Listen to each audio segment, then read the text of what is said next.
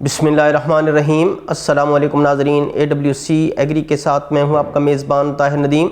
ناظرین، بات کرتے ہیں موسم کی، تو موسم کی صورتحال کچھ اس طرح سے ہے کہ گزشتہ 24 گھنٹے کے دوران ملک کے بیشتر علاقوں میں موسم خشک اور گرم بنا رہا۔ اگر یوں کہہ لیجئے کہ ملک کے تقریباً 95% علاقوں میں موسم خشک رہا، تو اس میں کوئی یہ بات بے جا نہ ہوگی، اور آئندہ بھی یہی صورتحال چند دن کے لیے محسوس کی جائے گی کہ ملک کے بیشتر علاقوں میں موسم گرم ہی رہے گا۔ ناظرین، یہ جو گرمی کا سلسلہ چل رہا ہے یہ 1-2 دن تک مزید جاری رہ سکتا ہے، اور اس سے ہمارے جو میدانی علاقے ہیں جیسے جنوبی پنجاب ہے، سندھ ہے، بلوچستان ہے، ان علاقوں میں جو گرمی کی شدت ہے وہ خاصی زیادہ محسوس کی جائے گی۔ تاہم یہ جو علاقے ہیں شمال مغربی خیبر پختونخوا، گلگت بلتستان اور ملحقہ علاقوں میں کہیں کہیں جو بارش بھی ریکارڈ کی گئی، اور ان کے ملحقہ علاقوں میں کہیں کہیں بادل بھی بنے اور ہلکی فوار کا سلسلہ بھی جاری رہا، تاہم باقی ماندہ دیگر علاقوں میں جو موسم ہے وہ خشک ہی رہا۔ ناظرین، اگر ہم بات کریں کہ جو اس وقت مغربی سلسلہ ایک تاجکستان اور ترکمانستان کے علاقوں میں موجود ہے، جس کے اثرات جو ہیں وہ آئندہ چند گھنٹوں میں، آئندہ 24 سے 48 گھنٹوں کے دوران خیبر پختونخوا کے علاقوں، گلگت بلتستان اور بلند پہاڑی علاقوں پر ان کے اثرات مرتب ہو سکتے ہیں، جس کی وجہ سے بارش، ژالہ باری اور برف باری بھی ہو سکتی ہے۔ ایک ایسا ہی مغربی سلسلہ جو ہے وہ ایران کے علاقوں میں موجود ہے، جس کے اثرات بھی آئندہ 2 دن تک پاکستان پر مرتب ہونے جا رہے ہیں۔ ناظرین، جس کے بارے میں یہ کہا جا رہا ہے کہ 28 سے 29 جو اکتوبر ہے، یہ جو ایک سلسلہ مغربی سلسلہ جو پاکستان کو متاثر کرنا جا رہا ہے، اس کے اثرات اگرچہ پاکستان کے دیگر صوبوں جیسا کہ بلوچستان، پنجاب یا سندھ ہے، ان علاقوں میں تو بہت کم ہوں گے، اور زیادہ تر موسم جو ہے ان علاقوں میں بھی خشک رہے گا۔ تاہم جو شمالی علاقہ جات ہے، کشمیر، گلگت بلتستان کے علاقے ہیں، ان علاقوں میں جو موسم ہے وہ بہت زیادہ ٹھنڈا ہو جائے گا، شدید آندھیوں کے ساتھ موسلا دھار بارش، ژالہ باری اور بلند پہاڑی سلسلوں پر برف باری کا امکان جو ہے وہ موجود رہے گا۔ اسی سلسلے کے دوران ناظرین، سندھ کے جو علاقے ہیں اور بلوچستان کے علاقے ہیں یہ بھی خشکی رہیں گے۔ تاہم اگر ہم بات کریں چترال، کاغان، ناران، گلگت بلتستان، تو ان علاقوں میں بادلوں کے بننے کا امکان جو موجود ہے، کہیں زیادہ بارش ہو سکتی ہے اور کہیں کم، اور جو پہاڑی سلسلے ہیں، بلند پہاڑی علاقے ہیں، وہاں پر برف باری زیادہ ہو سکتی ہے۔ ناظرین، یہ جو 28 اور 29 اکتوبر کا جو سلسلہ ہے وہ جو ہمارے شمالی علاقہ جات ہیں، خاص کر خیبر پختونخوا علاقے، ان میں جو ہے برف باری جو ہے بلند پہاڑی علاقوں پر وہ زیادہ ہونے کا امکان ہے۔ اس کے ساتھ ساتھ تیز ہواؤں کے ساتھ موسلا دھار بارش اور ژالہ باری بھی ہونے کا امکان ہے۔ ان علاقوں میں معلم جبہ، کاغان، ناران، دیر، بنیر، چترال، سوات، ایبٹ آباد، ہری پور، مردان، سوابی، مانسیرہ،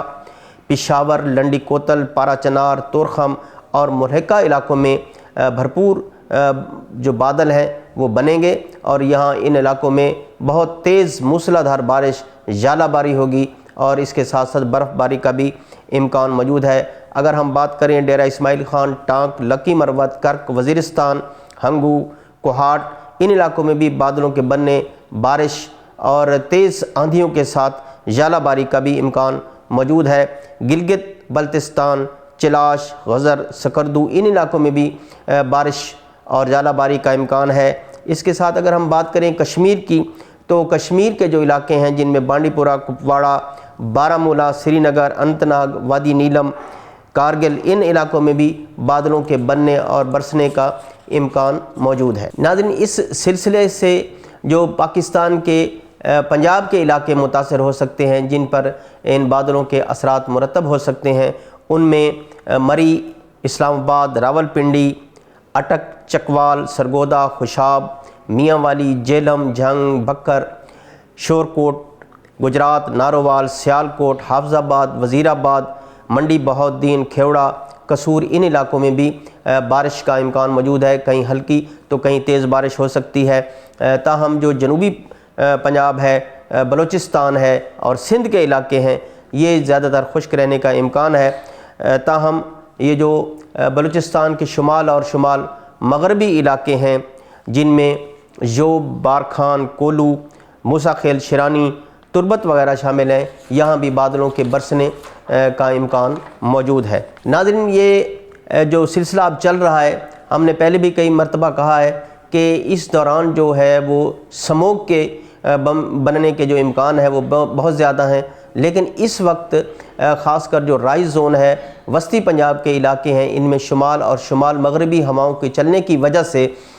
سموگ کے اثرات بہت زیادہ کم ہو چکے ہیں۔ تاہم آنے والے دنوں میں یہ جب ہوائیں رک جائیں گی اور درجہ حرارت بھی گر جائے گا تو سموگ کی شدت جو ہے وہ بڑھ جائے گی، اور جس کی وجہ سے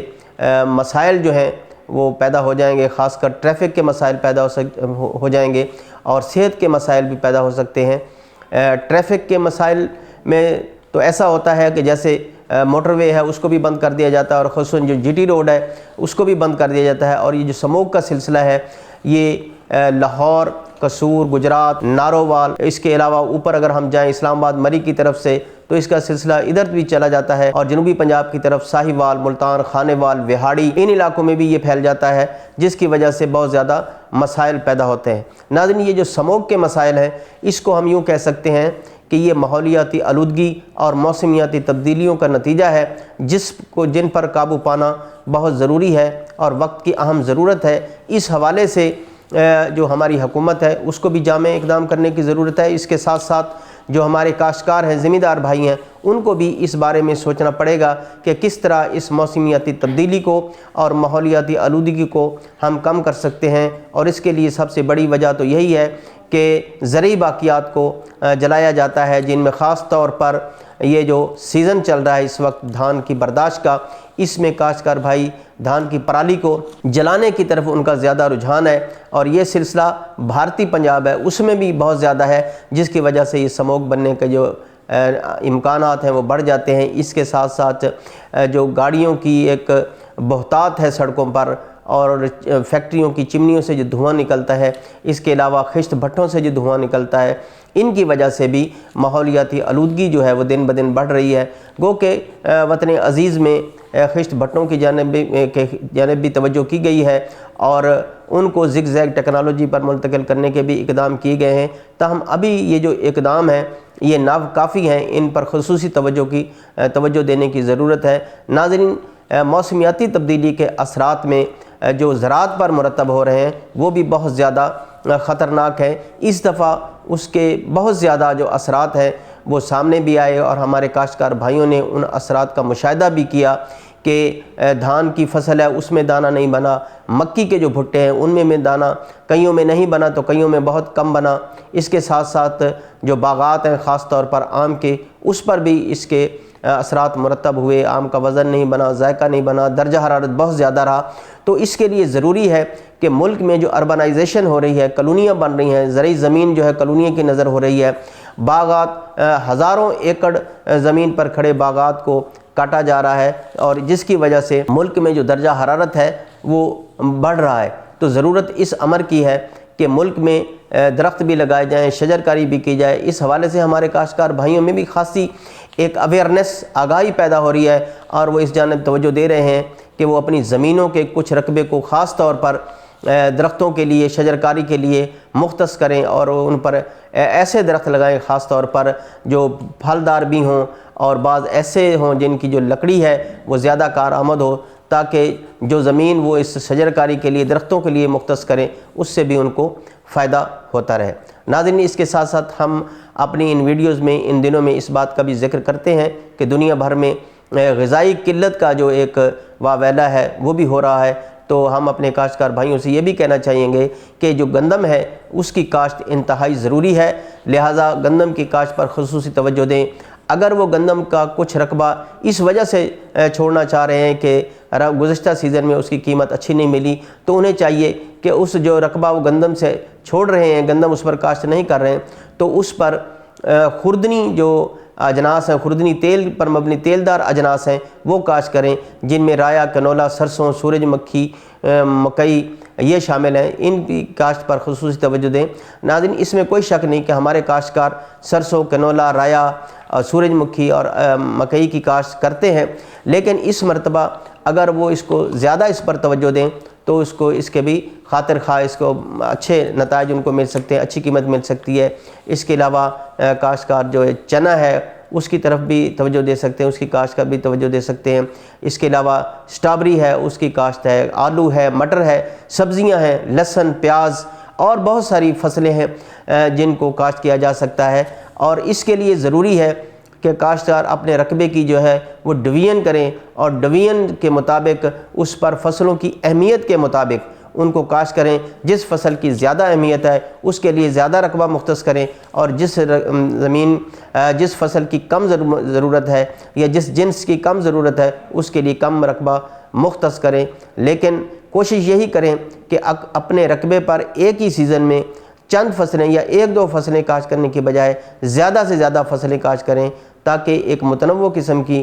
زراعت ہو، جس سے ایک مختلف قسم کی اجناس پیدا ہوں اور منڈیوں میں ان کی بہتر قیمت حاصل کی جا سکے۔ تو ناظرین، آج تک کے لیے اتنا ہی۔ آئندہ سیگمنٹ تک اپنے میزبان طاہر ندیم کو دیجیے اجازت۔ اللہ نگہبان۔